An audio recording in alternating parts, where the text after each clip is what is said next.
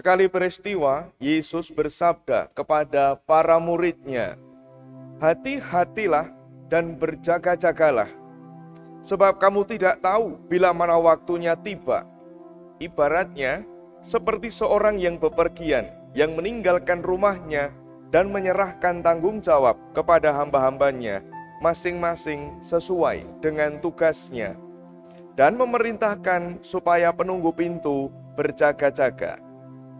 Karena itu berjaga-jagalah, karena kamu tidak tahu bila mana tuan rumah itu pulang, menjelang malam atau tengah malam, atau larut malam, atau pagi-pagi buta. Hal ini kukatakan, supaya kalau ia tiba-tiba datang, jangan sampai kamu didapatinya sedang tidur. Apa yang kukatakan kepada kamu, kukatakan kepada semua orang, berjaga-jagalah. Demikianlah Injil Tuhan. Para simbah, ibu bapak, rekan-rekan muda yang terkasih, berkah dalam. Kita semua memasuki masa Advent. Masa Advent merupakan masa penantian bagi kita semua. Menantikan apa? Jelas bahwa kita menantikan masa Natal yang sebentar lagi akan kita rayakan. Tetapi selain itu, masa Advent juga mengingatkan kita agar kita selalu berjaga-jaga dalam hidup, karena kita juga menanti-nantikan kehadiran Yesus untuk kedua kalinya, yang entah kapan kita tidak pernah tahu itu akan terjadi. Dalam masa Advent yang pertama, kita diajak untuk merenungkan bahwa kita ini adalah paguyuban. Bukan hanya sekedar paguyuban sebagai perkumpulan, tetapi paguyuban yang siap untuk berbuah. Inilah ciri-ciri paguyuban murid-murid Yesus Kristus, yang dengan setia berjaga-jaga, dengan setia menanti-nantikan kehadiran Yesus, yakni dengan terus-menerus menghayati hidup secara dinamis, siap untuk berubah dan juga berbuah kapanpun Tuhan kehendaki. Bacaan yang baru saja kita dengarkan mengantar kita semua bahwa kita mesti berjaga-jaga.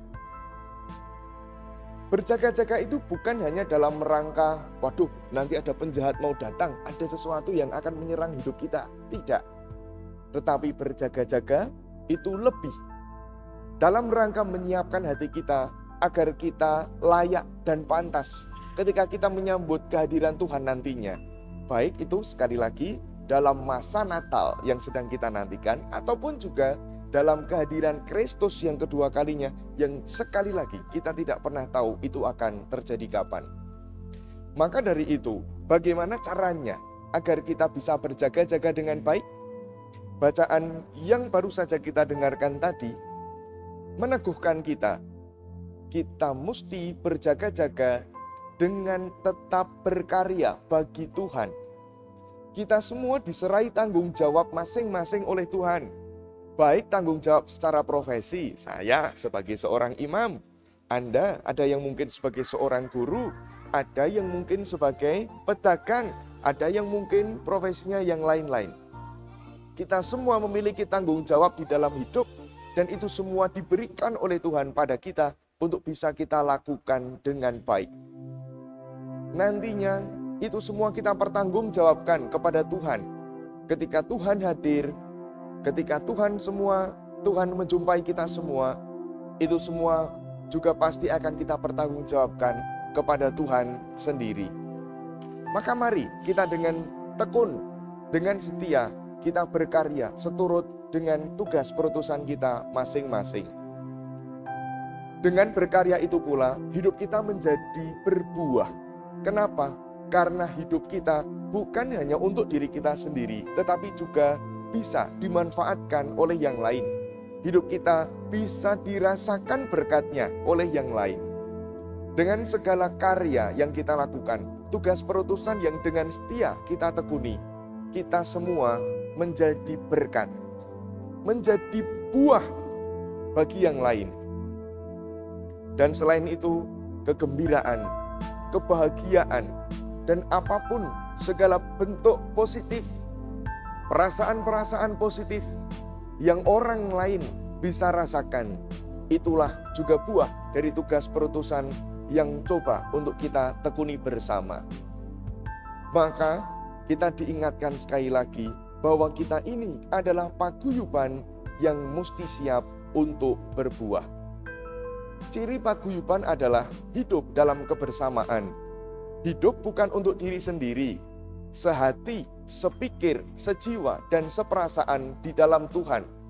Karena Tuhan senantiasa mengerti apa yang kita rasakan, Tuhan senantiasa mengerti apa yang kita butuhkan, maka kita pun juga diajak supaya kita bisa sehati, seperasaan, sejiwa, sepikir dengan Tuhan, yang berarti juga mesti sehati, sepikir, sejiwa, seperasaan, sepenanggungan juga dengan sesama. Dan itu semua kita lakukan melalui segala karya yang kita buat, segala tugas perutusan yang siap kita pertanggungjawabkan.